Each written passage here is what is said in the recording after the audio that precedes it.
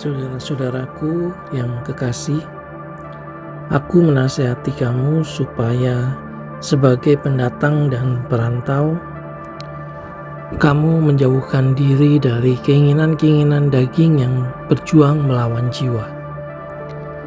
Milikilah cara hidup yang baik di tengah-tengah bangsa-bangsa bukan Yahudi, supaya apabila mereka memfitnah kamu sebagai orang durjana, mereka dapat melihatnya dari perbuatan-perbuatanmu yang baik dan memuliakan Allah pada hari Ia melawat mereka. Tunduklah karena Allah kepada semua lembaga manusia, baik kepada raja sebagai pemegang kekuasaan yang tertinggi, maupun kepada wali-wali yang diutusnya untuk menghukum orang-orang yang berbuat jahat dan menghormati orang-orang yang berbuat baik. Sebab inilah kehendak Allah, yaitu supaya dengan berbuat baik kamu membungkam kepicikan orang-orang yang bodoh. Hiduplah sebagai orang merdeka dan bukan seperti mereka yang menyalahgunakan kemerdekaan itu untuk menyelubungi kejahatan-kejahatan mereka. Tetapi hiduplah sebagai hamba Allah, hormatilah semua orang, kasihilah saudara-saudaramu, takutlah akan Allah, hormatilah raja.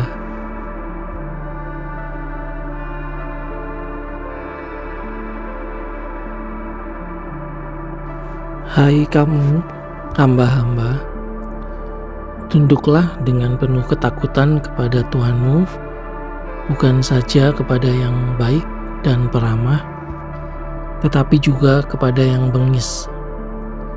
Sebab adalah kasih karunia jika seorang karena sadar akan kehendak Allah menanggung penderitaan yang tidak harus ia tanggung.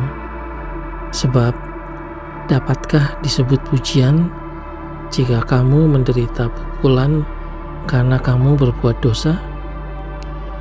Tetapi jika kamu berbuat baik dan karena itu kamu harus menderita, maka itu adalah kasih karunia pada Allah. Sebab untuk itulah kamu dipanggil, karena Kristus pun telah menderita untuk kamu dan telah meninggalkan teladan bagimu, supaya kamu mengikuti jejaknya. Ia tidak berbuat dosa dan tipu tidak ada dalam mulutnya. Ketika ia dicaci maki, ia tidak membalas dengan mencaci maki. Ketika ia menderita, ia tidak mengancam, tetapi ia menyerahkannya kepada Dia yang menghakimi dengan adil. Ia sendiri telah memikul dosa kita di dalam tubuhnya di kayu salib, supaya kita yang telah mati terhadap dosa hidup untuk kebenaran. Oleh bilur-bilurnya kamu telah sembuh.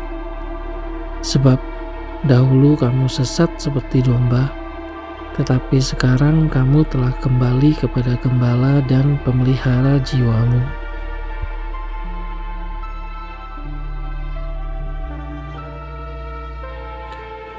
Demikian juga kamu, hai istri-istri, tunduklah kepada suamimu, supaya jika ada di antara mereka yang tidak taat kepada firman, mereka juga tanpa perkataan dimenangkan oleh kelakuan istrinya.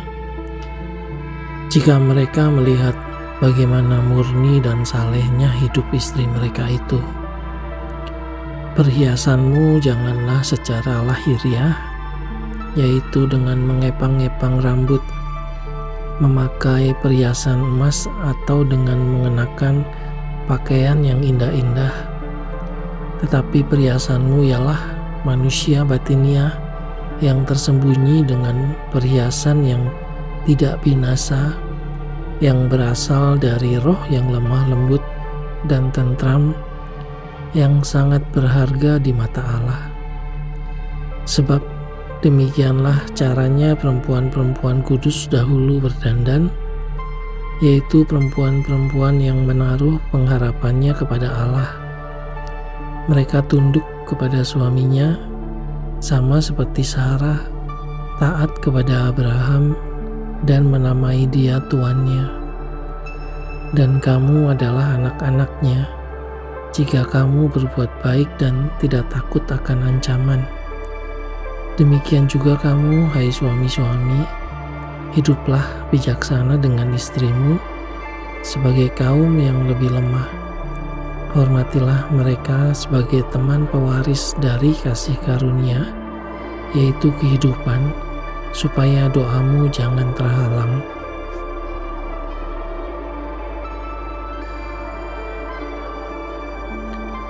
Dan akhirnya, hendaklah kamu semua seia sekata, seperasaan, mengasihi saudara-saudara, penyayang dan rendah hati.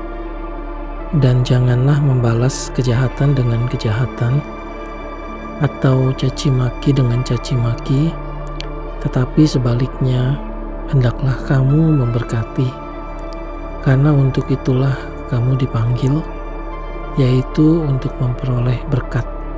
Sebab siapa yang mau mencintai hidup dan mau melihat hari-hari baik, ia harus menjaga lidahnya terhadap yang jahat dan bibirnya terhadap ucapan-ucapan yang menipu. Ia harus menjauhi yang jahat dan melakukan yang baik. Ia harus mencari perdamaian dan berusaha mendapatkannya.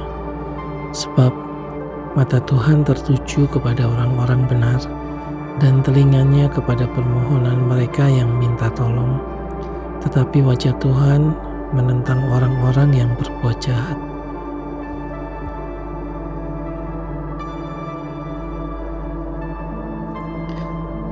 Dan siapakah yang akan berbuat jahat terhadap kamu jika kamu rajin berbuat baik? Tetapi sekalipun kamu harus menderita juga karena kebenaran, kamu adalah berbahagia. Sebab itu, janganlah kamu takuti apa yang mereka takuti dan janganlah gentar. Tetapi kuduskanlah Kristus di dalam hatimu sebagai Tuhan, dan siap sedialah pada segala waktu untuk memberi pertanggungan jawab kepada tiap-tiap orang yang meminta pertanggungan jawab dari kamu tentang pengharapan yang ada padamu, tetapi haruslah dengan lemah lembut dan hormat, dan dengan hati nurani yang murni, supaya mereka yang memfitnah kamu karena hidupmu yang saleh dalam Kristus menjadi malu karena fitnahan mereka itu. Sebab lebih baik menderita karena berbuat baik, jika hal itu dikehendaki Allah, daripada menderita karena berbuat jahat. Sebab juga Kristus telah mati sekali untuk segala dosa kita.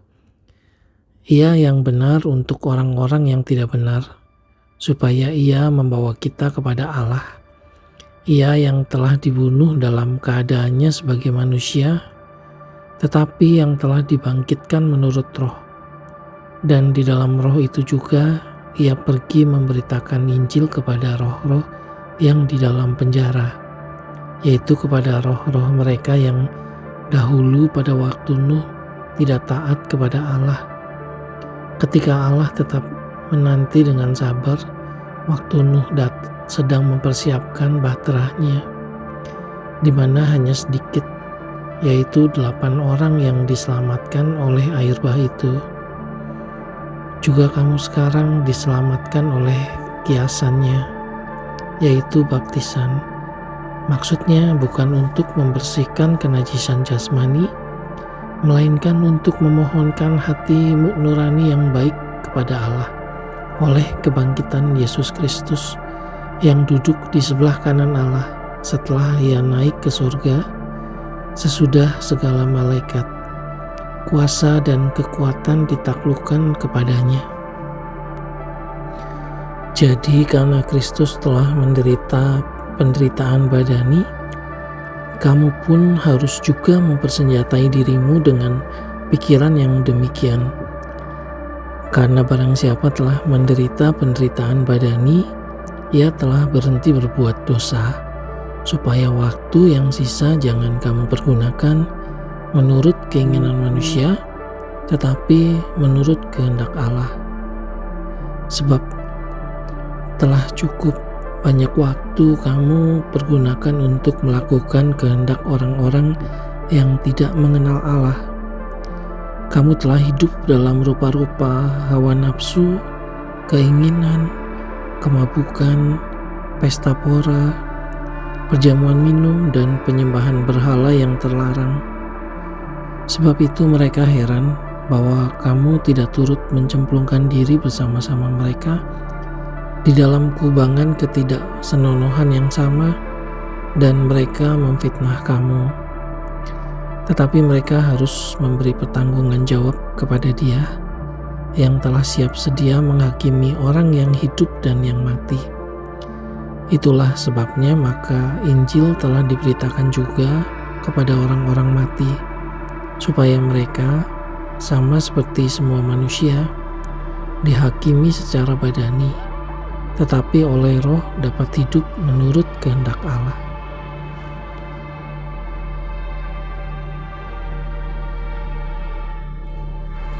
Kesudahan segala sesuatu sudah dekat.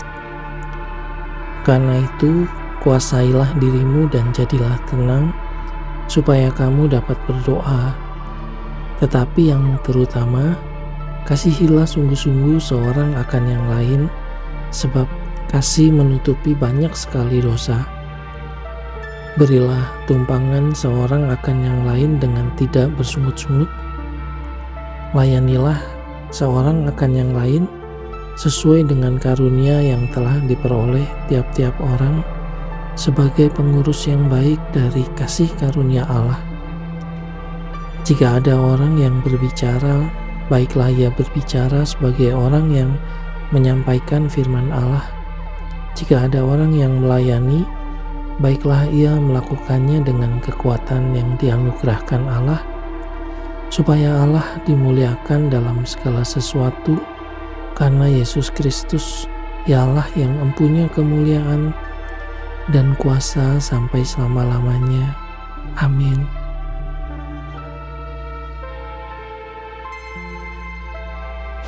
Saudara-saudara yang kekasih, janganlah kamu heran akan nyala api siksaan yang datang kepadamu sebagai ujian, seolah-olah ada sesuatu yang luar biasa terjadi atas kamu.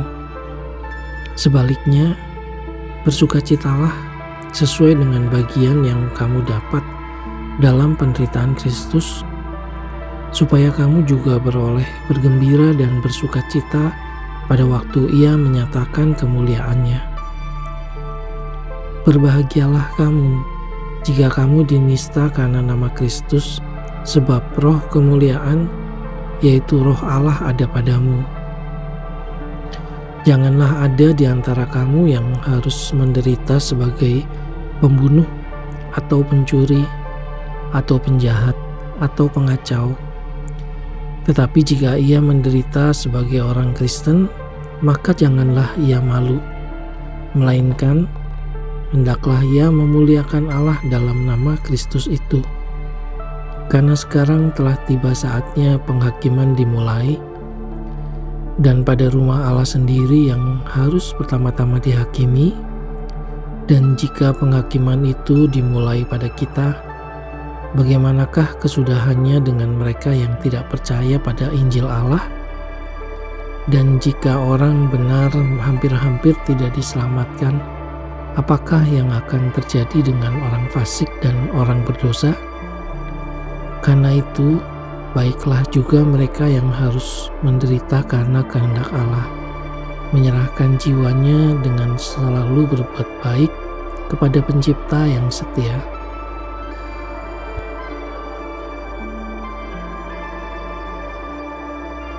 Aku menasihatkan para penatua di antara kamu.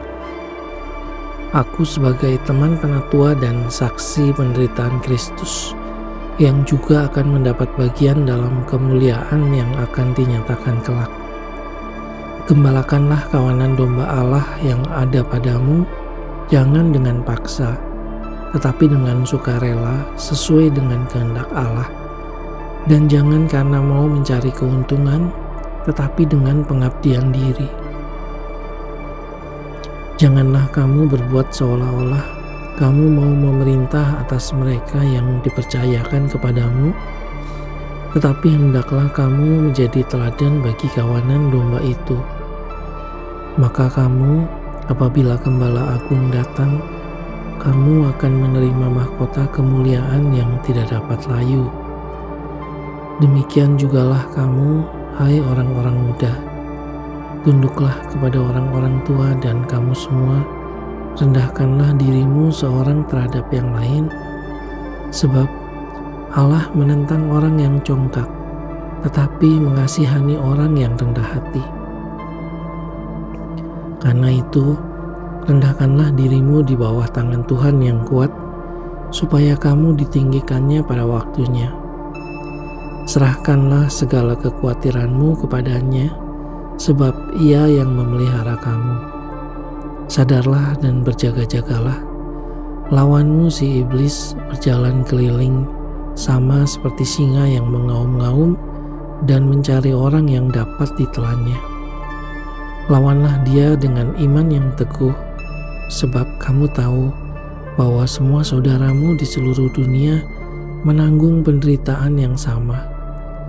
Dan Allah, sumber segala kasih karunia, yang telah memanggil kamu dalam Kristus kepada kemuliaan-Nya yang kekal, akan melengkapi, meneguhkan, menguatkan, dan mengokohkan kamu sesudah kamu menderita seketika selamanya.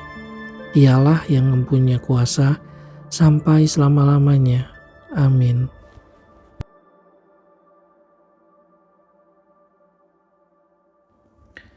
Dengan perantaraan Silwanus yang kuanggap sebagai seorang saudara yang dapat dipercayai, aku menulis dengan singkat kepada kamu untuk menasehati dan meyakinkan kamu bahwa ini adalah kasih karunia yang benar-benar dari Allah. Berdirilah dengan teguh di dalamnya. Salam kepada kamu sekalian dari kawanmu yang terpilih yang di Babylon, dan juga dari Markus anakku. Berilah salam seorang kepada yang lain dengan cium yang kudus. Damai sejahtera menyertai kamu sekalian yang berada dalam Kristus. Amin. Sampai ketemu besok ya. Aku bacain lagi ayat-ayat berikutnya buat kamu.